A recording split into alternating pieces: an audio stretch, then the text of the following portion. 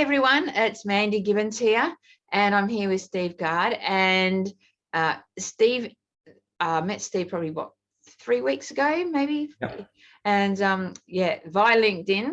And LinkedIn, as you know, is an amazing place to connect with people.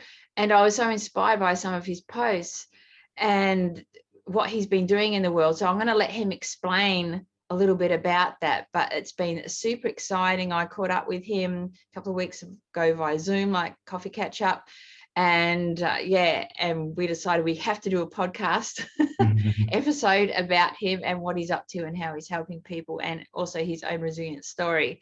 So Steve, welcome. Yay. Thanks for having me. It's awesome to have you on board today. So tell us a little bit about what you're doing at the moment, and also then we'll go into some questions about how that started and tapping into resilience a little bit more as well. Yeah, cool. And stop me if I go on too much, because I'm fairly passionate about what I'm about to talk about. Well, that's a good thing. I like that. So yeah, my name's Steve Gard. I'm a career recruiter, so I've only ever done recruitment, and up until about 3 years ago, I had been in different sort of heads of recruitment type of roles for big corporate organizations, and then decided actually I was going to go and start my own business and help organizations with their recruitment strategies and things like that. So doing some consulting work, and that was in April 2019. And then obviously we all know what happened at the beginning of 2020. And yeah, recruitment pretty much stopped. Nobody needed consultants. I was pretty much stuck. Didn't really know which way to turn. So actually started to do some coaching with job seekers and people that were looking for roles, people that have been made redundant, and giving some advice and guidance on their CVs and interviews and stuff like that. I used to do Zoom calls like this. And it was there that I was starting to see the stress and anxiety people were going through in their job searching, particularly at that time. So we were speaking to a lot of people that had just been made redundant, maybe had been in their roles for years and hadn't interviewed or had to apply for jobs, and going into what was a pretty rubbish job market at the time, not many people recruiting. So they're really stressed, really anxious, bills still to pay, etc., etc. And what I was seeing was employers were really compounding the stress that these people were going through by not responding to job applications that they were making, or not getting back to them after interviews. So they were starting to feel ignored and feeling ignored was probably the biggest one, but it was compounding the stress and anxiety that they were going through. So I decided it's time we did something about this. We know that, ghosting and not getting back to candidates has been a problem for years, but my view was, is there really any employer that wants to be seen to be making it more stressful, adding more stress and anxiety onto people? So started an initiative called the Circle Back Initiative, which the idea was essentially is to get a group of employers together that say, look, we'll commit to respond to every applicant throughout our recruitment process. And what we'll do is we'll give you a logo, we'll put it in your job ads. And the idea was to encourage other employers to do the same. So it was a mission for change, really. So I launched it in May 2020, so almost 2 years ago, or 2 years ago next week, actually. Yeah. And with my view of, look, if we've got 20 employers on board that make this commitment to candidates, that's great, and hopefully we can make some change. But we're still going 2 years in. We've got 140 companies now signed up in Australia and New Zealand. We've launched in the UK, we've launched in the US. So that's really what I've been up to. I've got other parts of my business that I run, but this has been my passion for the last 2 years, really making change for candidates and people going through the job seeking experience. Yep. And would you mind sharing also, because, we spoke about this when we caught up last time, and that was how it actually affected you, because when you actually understand yourself, what people are going through. That makes it a lot easier, right, in how you resonate with them. But often it's interesting, isn't it, how when circumstances or how that we feel about something kind of inspires us, right, what we're going through to actually be able to help people in a different way. So how was tapping into your own resilience, how did that kind of come about with that? Because that would have been a pretty tough time at that time to like say, hey, I'm going to go and do this, right? Yeah, I mean, it was a big, starting my own business. I left a perfectly good job, a well-paid job to follow my dream in April 2019, and it all pretty much come crashing down as soon as sort of COVID hit our shores. And it was really difficult because, you know, I'd spent from April to December really building the business up, getting my brand name out there. And I had pretty much 3 really good contracts on the table about to be signed, probably needed, you know, if I got them across the line, I would have needed to hire people. So it's a real, you know, went into that Christmas period and that New Year period really excited and came out having lost everything. Literally all those contracts disappeared. So, you know, I really had to dig deep and decide what I wanted to do. So I started to apply for jobs as well, and I was being ignored. And my view was, look, you know, if I feel stressed and anxious about not hearing back from candidates, and I sort of know what happens in talent acquisition and recruitment functions and how ATSs work and applications work, if I'm getting stressed about it, what about the people that don't get to see the behind the scenes stuff? So that was one part of it. But you know, I decided, look, you know, I can only really change what I can influence. And that was really, you know, there wasn't any point trying to fight and sell consulting and sell recruiting. Let's just try and find something that I can really get my teeth into that gives me purpose. And that was, again, one of the key things for me is having purpose. Yes. And one of the things that also drove me to start the initiative, because, you know, your job is often your purpose. And then when you don't have your job job seeking is your purpose. And if that isn't being supported by employers, or actually, you know, it doesn't even need to be supported by employers, but just a respectful acknowledgement of your purpose, which is job seeking at that time. So that was really, really important to me as well. Yeah. And the thing is that when you're in that situation, you know, as you're saying, like people, they don't understand, right? Like if the process, because obviously they're applying for a job, it means the world to them. It's going to change their life. That's how they're feeling about it, right? Especially if they're in a really challenging situation. And so it's scary for them. There is all that angst and stress behind that. And they just want to know. They just want to know what's going on, right? It's a fear of the unknown.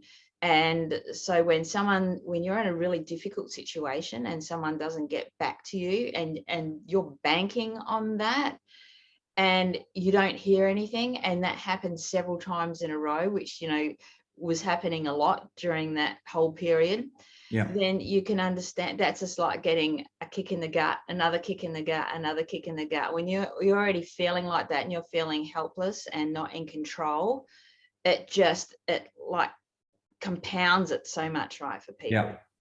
Yeah, 100%. And if you really think about it, as I said before, if you asked any employer, would you like this to be, or would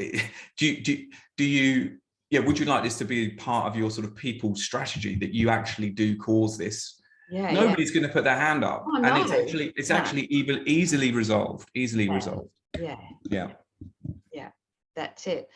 And so tell us about the impact then, because that's like being able to change that, you know, from a personal point of view, that would have been huge for you, knowing that you were having that impact on people. But also, you know, you said that you got together with other people that were in your industry, and they were able to, you know, like having like a group of people working together to help on that, to make a difference, to make an impact, to help people feel not so stressed and feel like they're being heard, right? Because that's super important.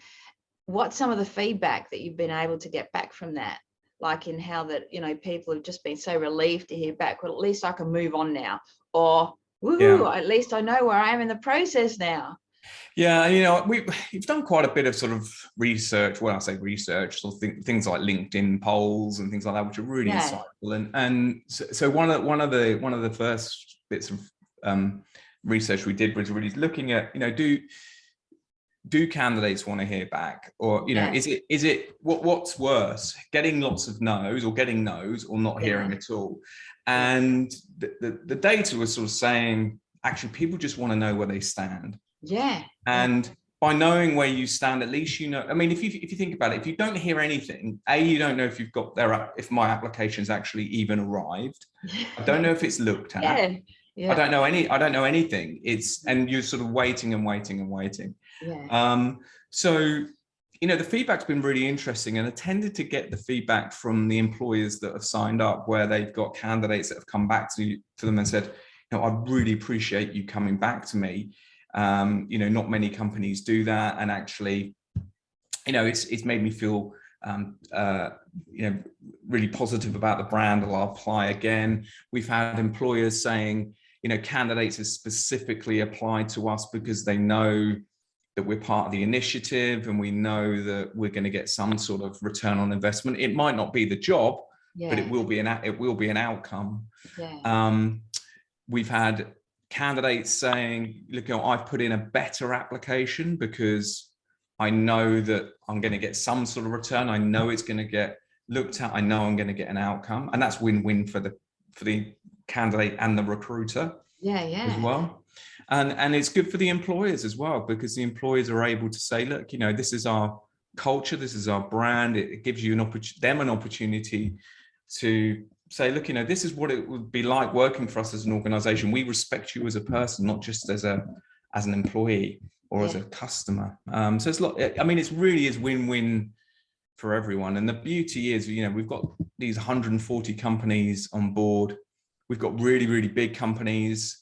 So we've got, you know, Kmart and Officeworks and LinkedIn and Canva, you know, big organizations, you know, BAE Systems, you know, big organizations that have got recruitment functions, that have got recruitment technology, and recruit, you know, thousands of people a year. And then we've got, on the other end, we've got organizations that might hire 5 a year, don't have a recruitment team, don't have recruitment technology, but they've all got the mindset of, this is absolutely the right thing to do. So what it allows us to do is, there isn't a single company that can come to me and say, we can't do that, because I can point to one of the 140 and say, well, they can, and they are. So yeah. That's awesome. And so in regards to like seeing all this impact that you're having, how is that like felt for you, right? Because that's pretty exciting. Yeah, I mean, it's the most accidental business that I've ever, or mission that I've ever created. I mean, I honestly thought, and so, you know, in a selfish way, I needed something myself, as I said, to have a purpose through 2020. I needed that. You know, I was suffering from depression. I went to the doctors and recognized it fairly quickly, and luckily, and went to the doctors and said, you know, I'm not feeling right. I've been, you know, so stressed building my business, and it's all gone. You know, he was great. But I needed a purpose, and that purpose was the initiative. So I pivoted my other business a little bit. So I started to do some online training for recruiters, but it wasn't keeping me busy enough. I needed something that gave me a mission, gave me a purpose for 2020. And it did exactly that for that time. But yeah, now I still pinch myself that it's still going and it's still happening. But the great thing about that, it obviously it's a big problem that we need to resolve, and nobody else seems to be doing it. So that is the best thing I've ever done. In all honesty, in a very difficult time, in a very difficult period, but it was the best thing I've ever started, and I nearly didn't do it.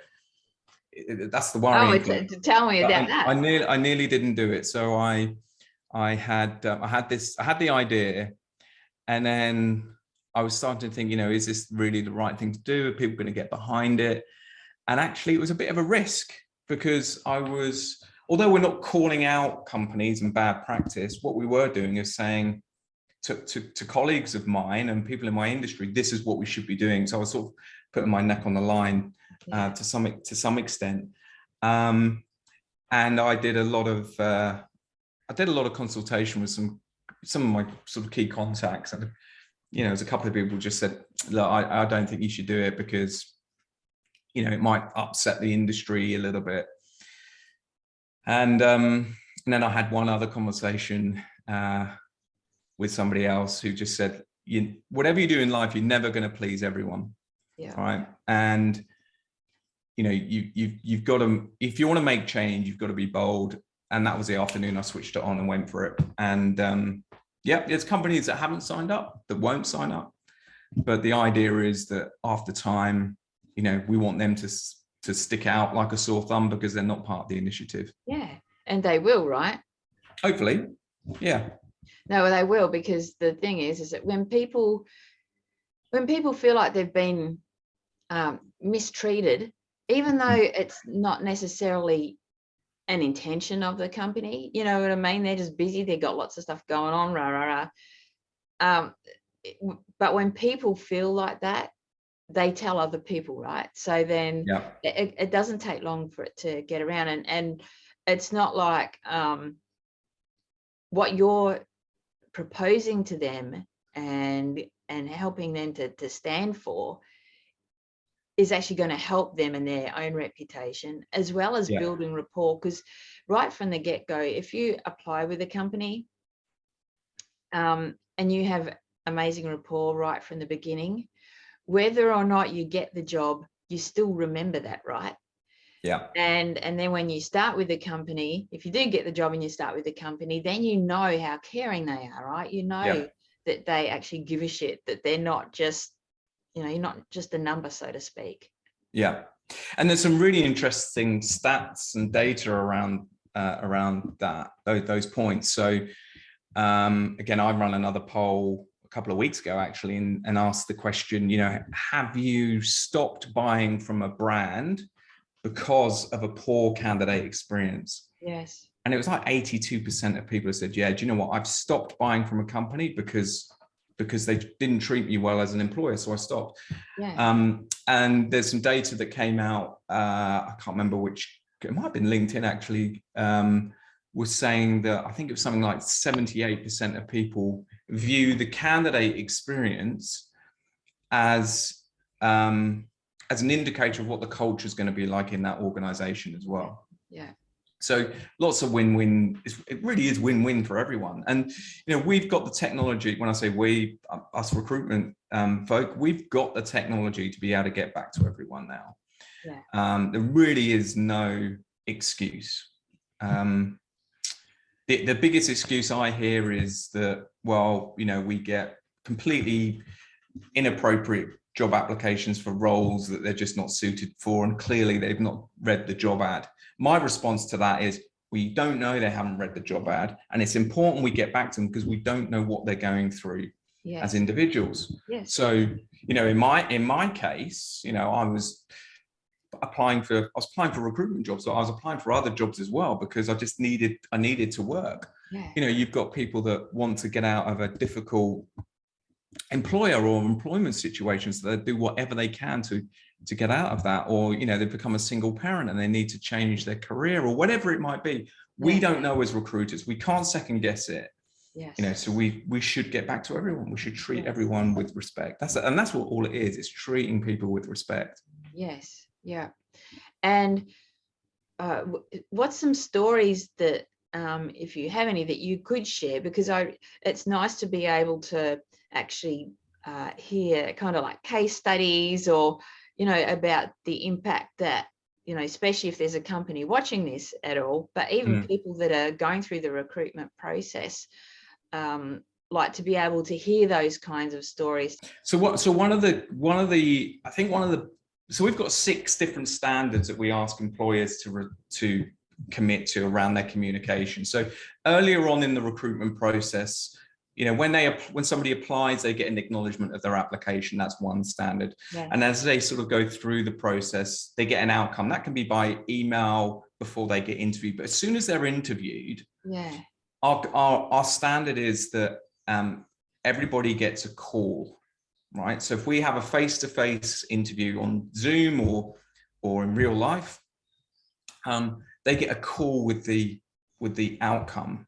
Yeah. Now, because we've said you've got to give them a call with the outcome, that automatically means that the employer needs to give some feedback, because it's very difficult to have a conversation like this and say, sorry, you've been unsuccessful, and then not continue to say why. It's almost impossible to have a conversation like that. Yes. Yeah. So it's what it's doing is making sure that employers are giving sort of reasons at interview or post-interview why they've not been right. So, you can't bring a candidate and say, sorry, there were better applicants, and then leave it at that, because you've got to go into it a little bit more detail. So I think that's one of the biggest things that we've seen that actually has really elevated what comes back to candidates, but also it helps the recruiters in-house as well be able to go to the hiring managers and say,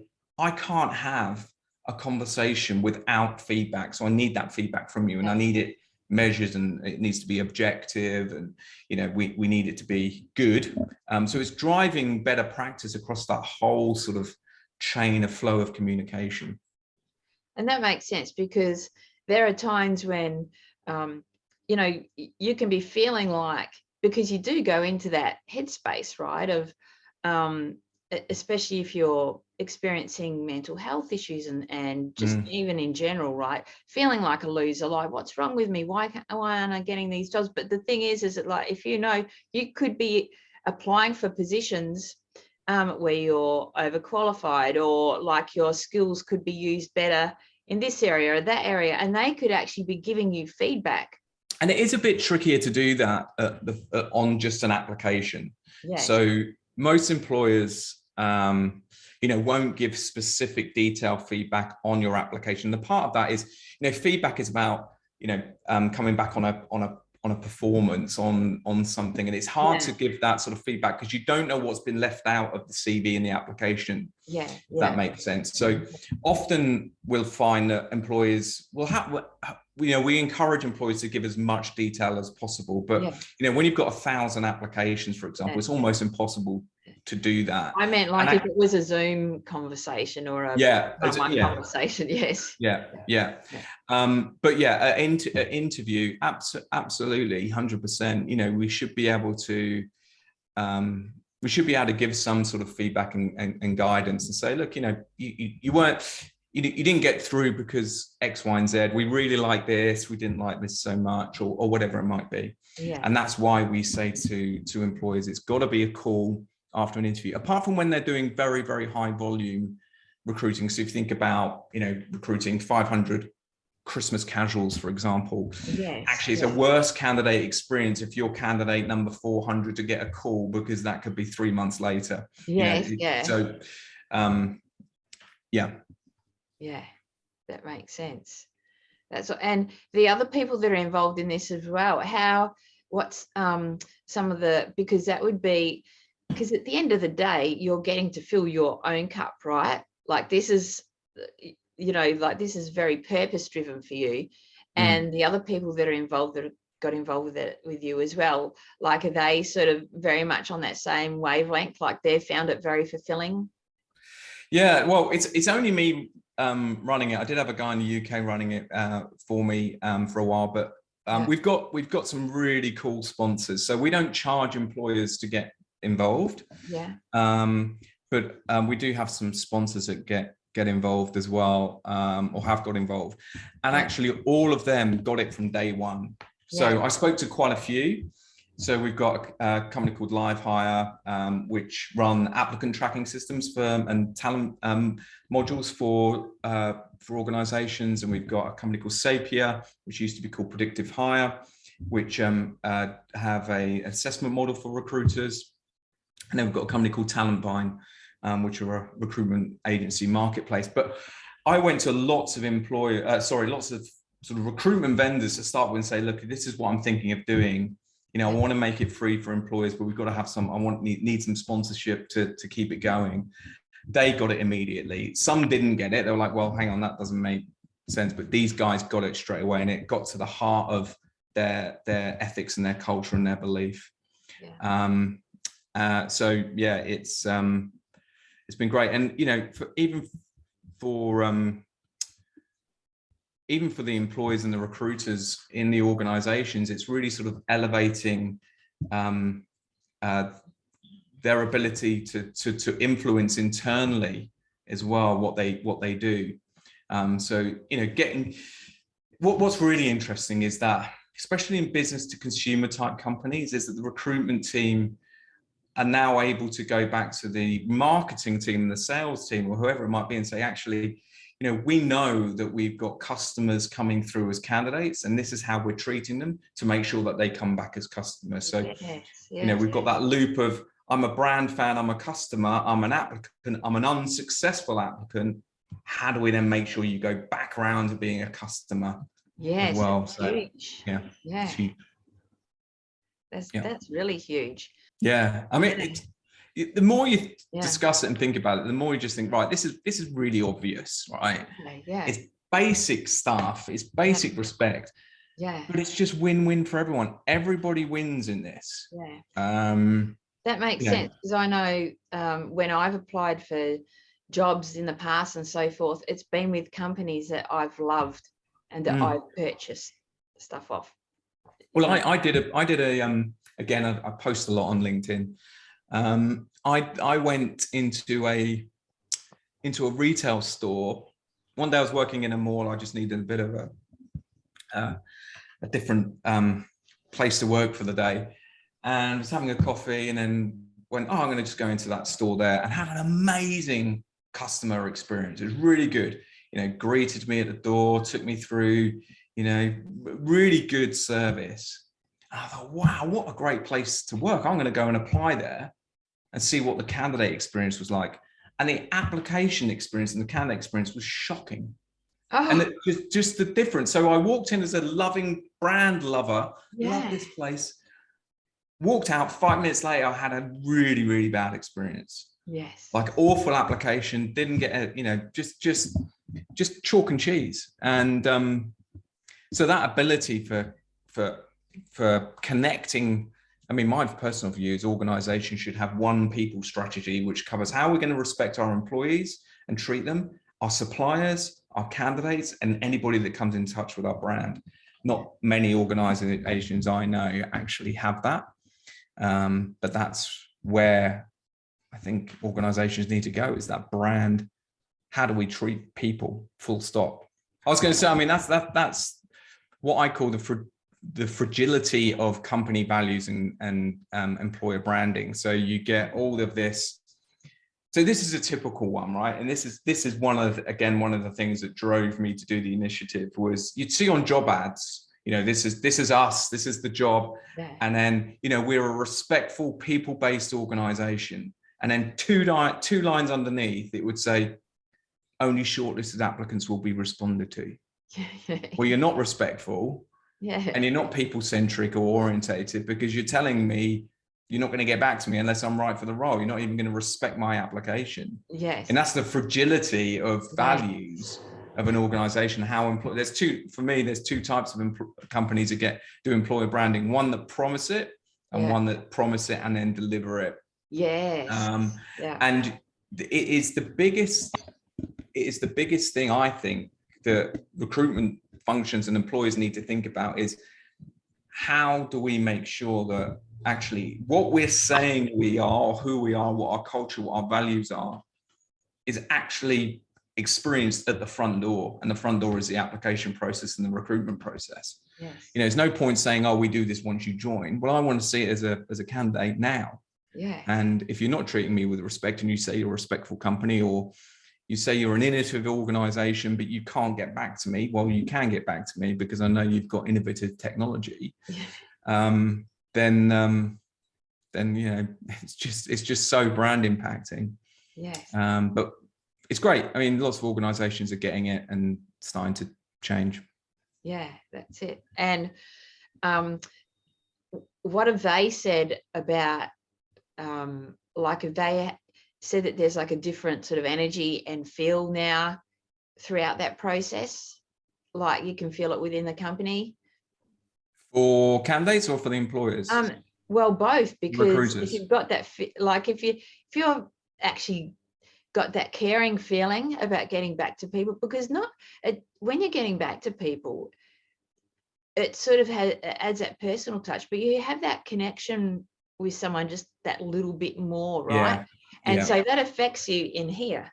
Yeah, I mean, I get emails from employers most weeks with a note saying, look, we've just had an email back from a candidate who's saying, look, it really makes a difference hearing back. That makes us feel, great. But do you know what's really interesting is I haven't met, and I've spoken to hundreds and hundreds of companies about this initiative. I haven't met or spoken to a company that doesn't believe it's the right thing to do. It's just simply down to often the processes they're running and the technology that they're running and the capacity to do it. Yeah. So one thing that personally really gets me is when companies go, no, we can't do that right now. And then they come back 6 months later and say, we've changed our whole process so that we can. We've actually redesigned our process or our technology to make sure that we can meet the standards of the initiative. That's the one where I go, this is making change, because lots of the companies that have joined up say, look, we're already doing this, and that's great. So they're part of this wave of change and they're encouraging others to do it. But the one for me personally is the ones that go, can't do it right now. I go, that's cool, that's fine, but we're going to make change. And then they come back 6 months, a year later, 3 months later, whatever it is, we're ready. That's the bit I love. Yeah. And so what are some of your own personal experiences, especially when it comes to resilience, along your journey, whether that be in regards to this or in life in general, that has really impacted you, that have helped you, especially going through that difficult time, to be able to create something so impactful? Obviously, you've had some life lessons along the way, right?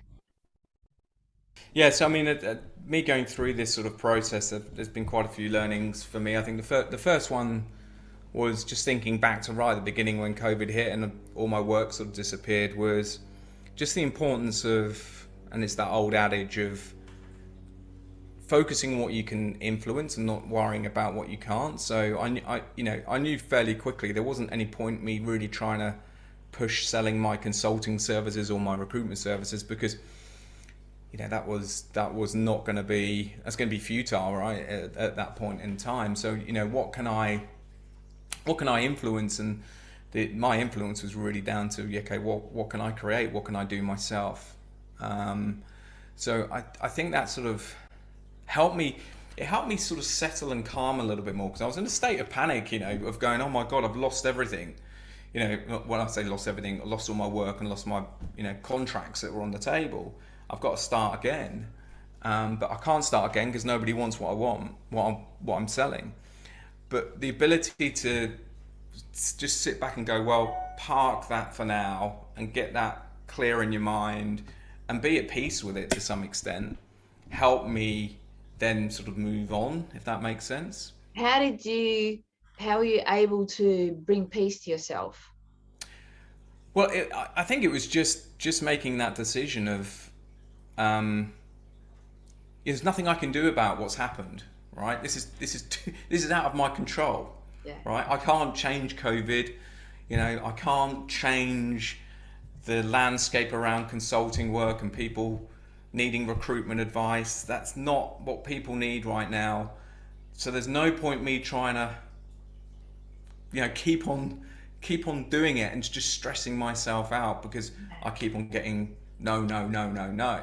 It's just pointless. So I got it in my head quite clear. Let's just park that. It might come back one day, but let's just park it for now because it's not going to work. Yes. And that gave me the peace, and it gave me the clarity to be able to go, right, okay, now I'm not sitting there all day trying to make something work, which I know isn't going to work, and focus on something that is going to work. So it sort of cleared my desk a little bit and gave me the peace of mind to say, well, focus on something that focus your time and energy on something else rather than because I didn't want to get more stressed. No. So there was That's the that. thing, right? It will send you into manic, Yeah.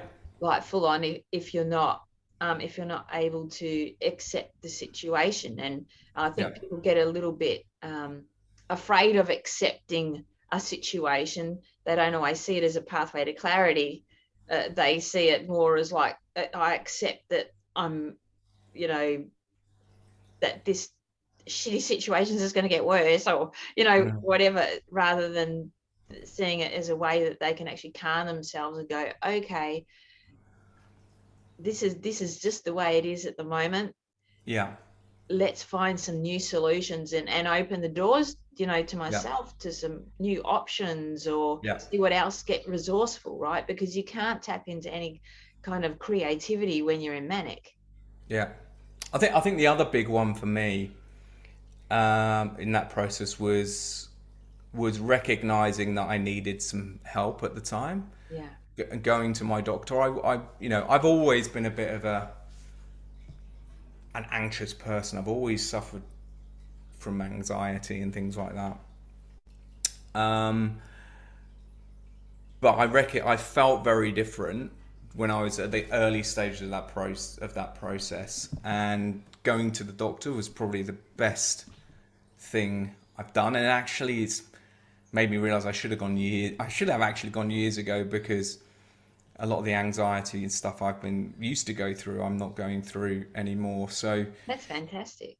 and he was just brilliant. So us guys are often not good about going to do that sort of stuff. It was probably the number one thing that I did that really made the difference, because again, it just helped me focus a little bit more, even just talking about it with the doctor was just an eye opener, and just made me feel a ton better. So that seeking that help was probably one of the most important things I did. That's it. And isn't it funny how when you also become used to having a lot of anxiety, that becomes your normal, right? Yeah. And just feeling like that's just the way I am. So I've just got to like. Do you know? I mean, we haven't talked about this before. We didn't talk about it a lot when we had our coffee, but that is exactly how I've been thinking. So I'm 2 years into. This is 2 years after going to the doctor.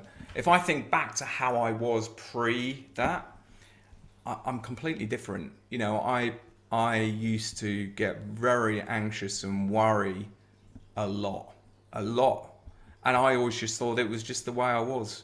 That's how my mum's been, and my gran was, my sister is. And I look back now and say, look, I'm just, I'm not. Don't get me wrong, I haven't gone completely chilled out and laid back, but I'm more rational with my worry now. I can manage it a lot better. Whereas before, I just thought I'm just a big worrier, and that's the way I am, and it's never going to change. Yeah. And that's the bit that frustrates me a little bit. I wish I'd done something about this many years ago. Yeah. But at least I'm glad I did it. Yeah, because that's when it's not so much about acceptance. It's like it's like complacency, but more for the fact that you feel like there's no necessary solution for it. It's just, I've just inherited this thing and now I'm kind of stuck with it. Yeah. Yeah. Yeah.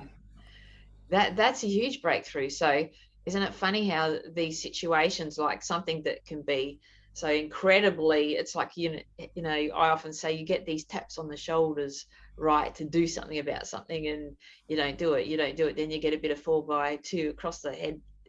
Like, Yeah. Oi. Yeah. I think the final, just on this, I mean, I think the final thing is just my final learning was just go for it. Yeah. Just go for it. That person that gave me that last bit of advice of, look, you're never going to please everyone. Yeah. And I guess that, I think what that was my anxiety coming in, saying I've got to please everyone, so I'm not going to, Yeah. just go for these things. And and there's been things that I've done since that I've gone, I'm going to try that, and if I fail, I'm cool with that. Whereas before, if I'd failed, I'd been like, I wouldn't do stuff for fear of failing. Yeah. And now I've done stuff and I've gone, I don't really care. I'd love it to work, but if it fails, it fails. But it's that old adage, it's a learning. Yeah. My mindset wasn't like that before. So just going for stuff and doing it, and just do it like the Nike adverts are, Yeah. It's funny because I was about to ask you that, like, what did you say to yourself? Like if you were used to experiencing anxiety, when you do take those bigger steps for yourself, because obviously you were going to be taking big steps, right? Yeah. And so, yeah, what were the words that you were saying to yourself? And you were just sharing that then, and that's perfect, right? Because when you do take, doesn't matter how big or little the steps are, but when you sort of do things that challenge yourself a little bit and you keep achieving them, you're building so much rapport within yourself, right? And you're going, holy crap, I did that. That's Yeah. pretty awesome. What Yeah. else can I do, right? And it Yeah. creates this momentum for yourself. Yeah. I mean, it's you're exactly right. It just gives you that. It gives you that confidence to do more. And you hear everybody saying, anything is possible. You can do anything you set your mind to. Well, actually, you've actually got to try something for that to realize that that's true. Yeah. So one thing that's happened since the initiative is I've built a piece of recruitment technology. So I've got a recruitment software business now, which I'd never in a million years would think I would do that. Yeah. And I know for a fact, if I hadn't gone on this journey of starting the initiative and putting myself out there, I would never have done it. So I've now ended up in a place where, I mean, my original business plan that I had when I started my business is in tatters on the floor because it's just completely different. And this comes back to my fourth point of what I've learned is sometimes you just got to let the wind take your sails and guide you, because this has come out of the blue, this product that I've created, and it was never in the plan, but it's taken me on a journey just because I've launched something, or I went for it. Yeah. And that's really super exciting. Where's next? Yeah. And you probably wouldn't have, even if that had have like come up for you in a thought that would be something cool to do, you may not have even done it because you hadn't built that rapport within yourself to even like go, yeah, I'm going to go for it. Yeah, I would never have done it. 3 years ago, I would never. If somebody said to me in 3 years' time, you're going to have a software product that you've designed and rolled out yourself, yeah, I would have gone, you're joking. Never. Yeah. I'd love it. I'd love to be able to do that, Yeah. but I just don't have. I used to suffer a lot with imposter syndrome and things like that, and yeah. I've just, Yeah. I Well, think tell I've us just. a little bit about that, because heaps of people experience that. Well, I think what I've realised, certainly over the last 3 years, is that nobody's born an expert in anything. Yeah. Everybody learns Yeah. their trade or whatever they do, and actually half the time people are making up as they go along anyway. It's we're all learning as we go. I don't think anyone's born with. Very few people are born with innate natural talent at something. It's all achievable, all learnable. But if you don't try it, you're never gonna learn it. Yeah. And I think too, we all tend to put so much pressure on ourselves, right? Because even though it's like, you can hear, us talking about whether it's self-acceptance and whatever. But then you can also like wrap a bit of perfectionism around that, right? And then think, well, then if I'm self-acceptance, then I will never have any fear around anything. And then I'll just be in control of everything. And, Yeah. 100% direction, and I can conquer the world, and all of this. And it's great to have that excitement, but being able to have your own back and know that you can adapt at any time to whatever situation, even if it is challenging. It doesn't mean, I even talk about, resilience. People often think that resilience is like, you never get to have any more, you don't get to have any more bad shit happen in your life, right? You just get to avoid it, and you just stay nice and stable the whole way through. And where it's not really, about that. It's being able to, you learn all these lessons like you have, and like I have in life, and you're able to go, well, I've been through that. What lessons and insights have I learned from that now? Okay, if I just keep taking these baby steps forward, right, whether the big ones or the small ones, I start feeling better about myself. And then I go, wow, I achieved this, I can do this next step, right? And also to be able to celebrate that for yourself, right? And know that, and be comfortable, because you have to be able to start being accepting, but becoming a little bit more comfortable with being uncomfortable, with challenges, and seeing them as opportunities and new possibilities. Even, and you don't have to feel like that 100% of the time, but feeling like knowing that there's possibilities and opportunities and challenges, really it allows for a little bit of hope and excitement, even in the times when you're not feeling so great about yourself and about situations. And I think that's really important for people to just like be super cool with that when they're experiencing that, and just go, you know what, I'm not perfect, but it's okay that I'm feeling bad about this. It's okay that I'm feeling a bit overwhelmed at the moment, because we can beat ourselves up, right, for feeling like that. And so knowing that we can create hope within ourselves with all these little thoughts of opportunities and possibilities, then it just keeps us going, right? And your point about not everything has to be perfect, right?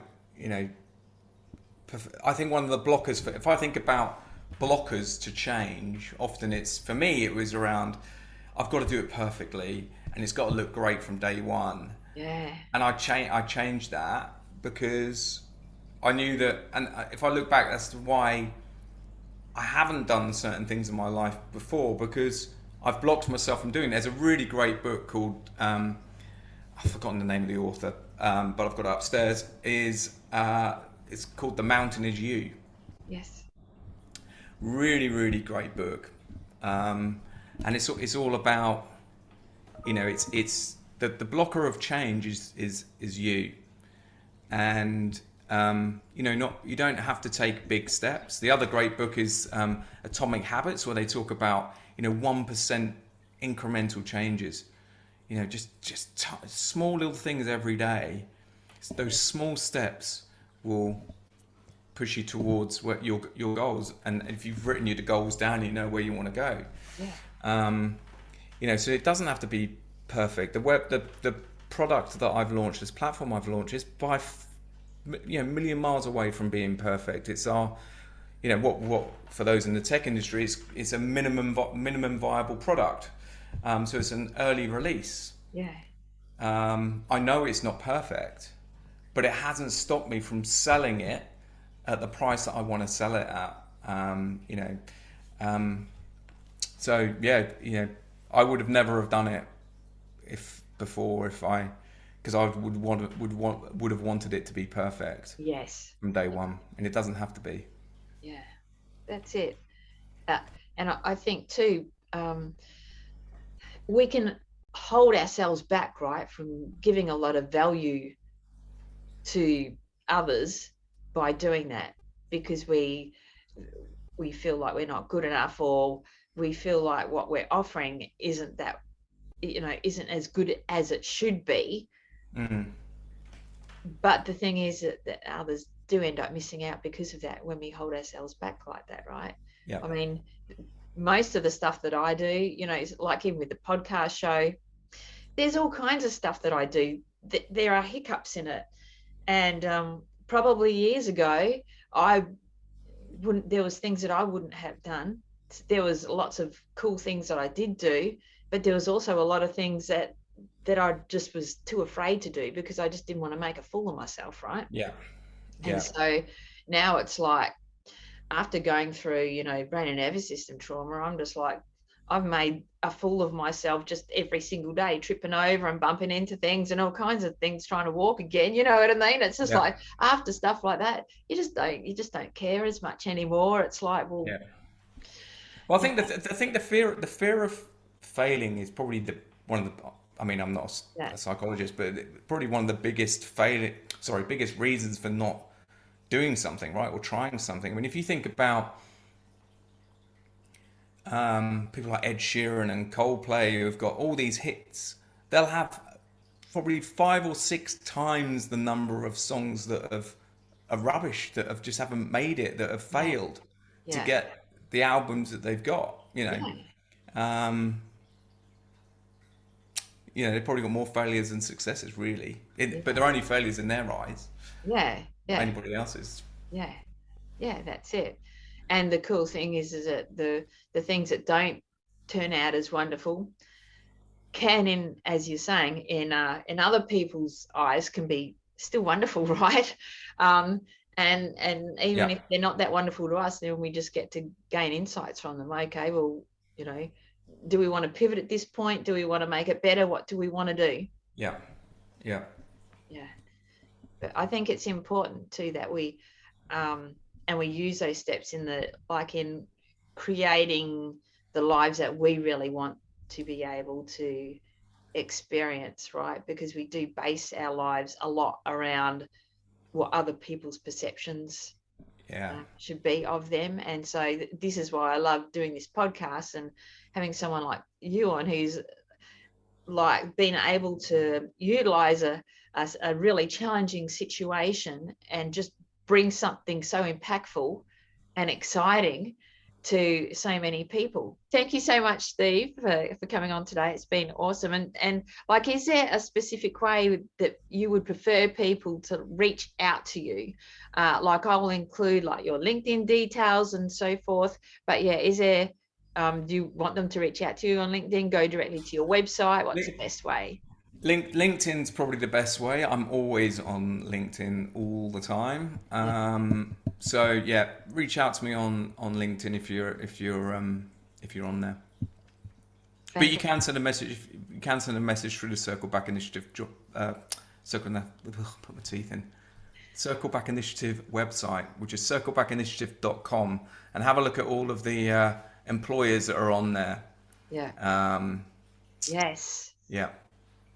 Yeah, that's awesome. Fantastic. All right. Well, thank you so much. It's been fantastic catching up to you. We have had some techie issues today, but we got here and we've rocked it. And I'm super, super stoked because I really wanted my audience, and I wanted to showcase Steve because we hear so many stories, right, about the challenges that people have had in the last few years, and being able to see his own resilience and the impact that he's brought to others has just been incredible. So thank you so much for coming on board today. It's been great having you on. Thanks for having me, Mandy. Awesome. Okay, everyone, thank you so much for joining us today. Take care, and I'll see you later.